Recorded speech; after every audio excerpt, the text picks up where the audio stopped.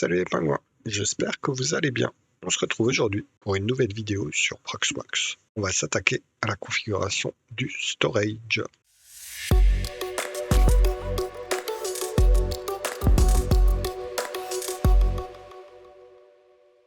Alors, comme vous l'avez certainement déjà vu dans les vidéos précédentes sur la série Proxmox, ici, Server View, on a ici deux storages qui sont automatiquement installés lorsqu'on utilise l'ISO de Proxmox. Aujourd'hui, on va attacher un nouveau storage. J'ai dans mon réseau local un NAS Synology et je vais vous montrer comment attacher du stockage supplémentaire. Donc vous avez ces deux qui sont installés obligatoirement, mais c'est que du stockage local, comme on le voit sur l'ID. Donc ça peut être un risque parce que machine, on va surtout parler du backup dans un premier temps. Votre backup, il est uniquement stocké en local et la bonne pratique veut que votre sauvegarde soit sur un deuxième stockage au cas où vous avez un souci.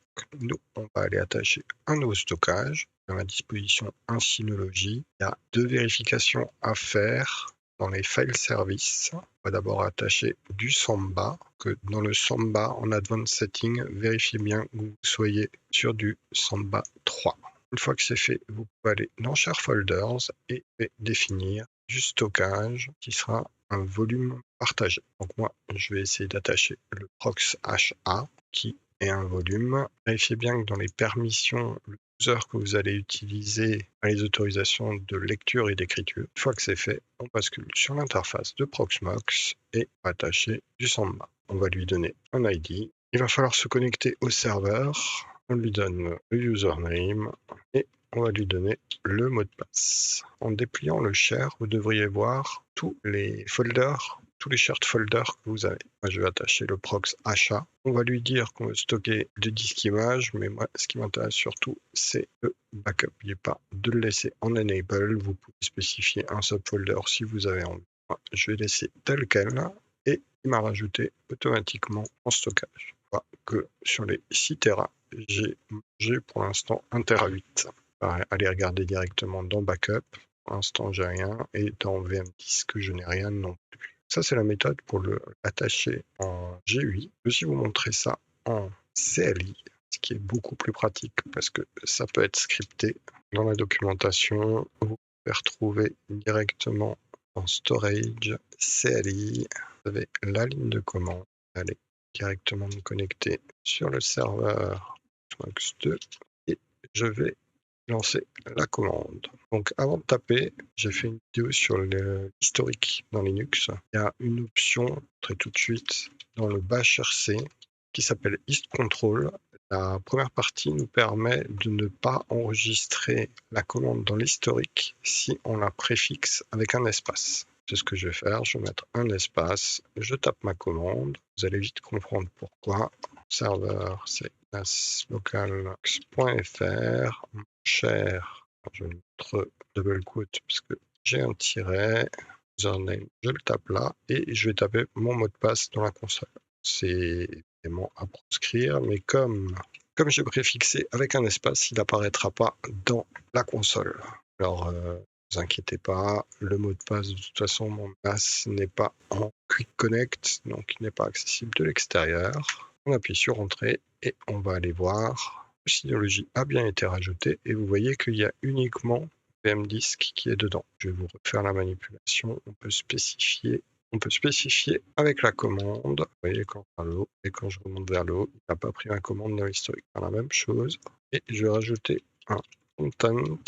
Je vais dire que je vais stocker des ISO, du backup, page. La commande s'est terminée avec succès. Et si je regarde derrière, cette fois-ci, je vois que j'ai les ISO, images et les backups. Donc en une ligne de commande, vous avez pu rajouter directement votre stockage en Samba. Il y a un autre type de stockage qu'on peut utiliser, qui est le stockage iSCSI. Donc iSCSI, typiquement, c'est comme si vous mettiez une carte réseau sur un disque dur. Ça a des performances normalement plus élevées, mais on y reviendra en fin de vidéo. Il y a quelques pitfalls, il y a quelques règles à respecter pour que ce soit le cas.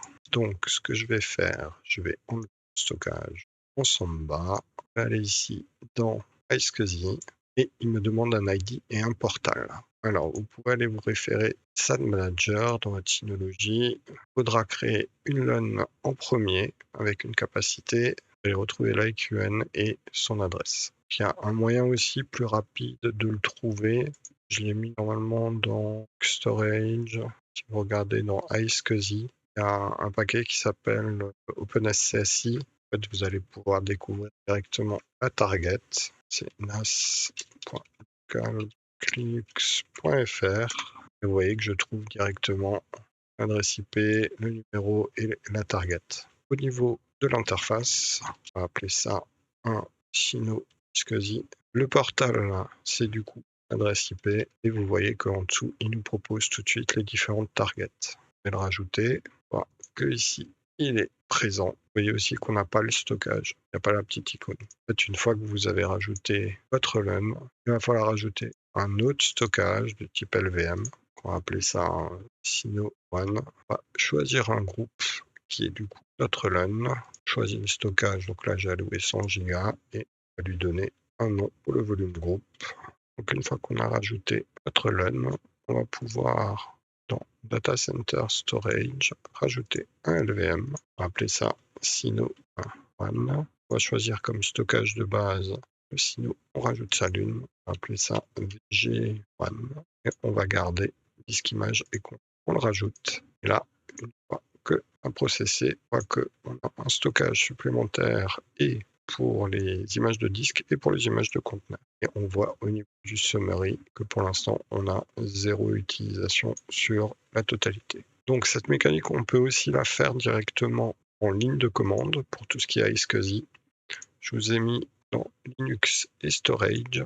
Vous avez toute une partie, toute une section pour tout ce qui est iSCSI, pour l'installation, la découverte, le montage et surtout pour que ce soit attaché directement au boot. Alors je vous ai parlé un petit peu plus tôt de quelques limitations quand on fait du iSCSI. C'est valable aussi pour le Samba, mais particulièrement pour l'iSCSI. Je vous laisserai le lien en description.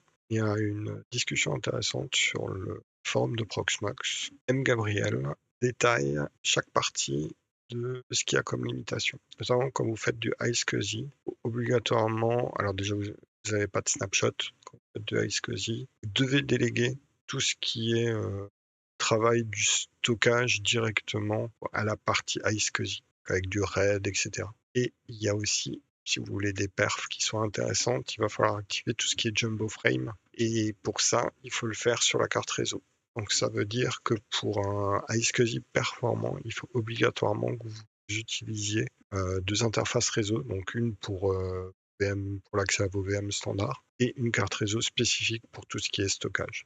Il me semble que c'est valable aussi pour du Ceph, parce que les volumes de data qui sont échangés, ils sont extrêmement conséquents. Je vous laisserai le lien en description, c'est intéressant de voir ce qu'il y a comme limitation. Dans un usage do it yourself, home lab, vous pouvez rester sur du Samba, si vous n'avez pas des gros workloads, ou si vous avez un très bon réseau local, vous pouvez tenter de le mettre sur la même interface. Merci d'avoir regardé la vidéo, j'espère qu'elle vous a plu. N'hésitez pas à laisser un commentaire si vous avez des questions ou si vous voulez être informé des prochaines vidéos. Cliquez sur le gorillo et restez pour avoir d'autres propositions de vidéos. Allez, ciao!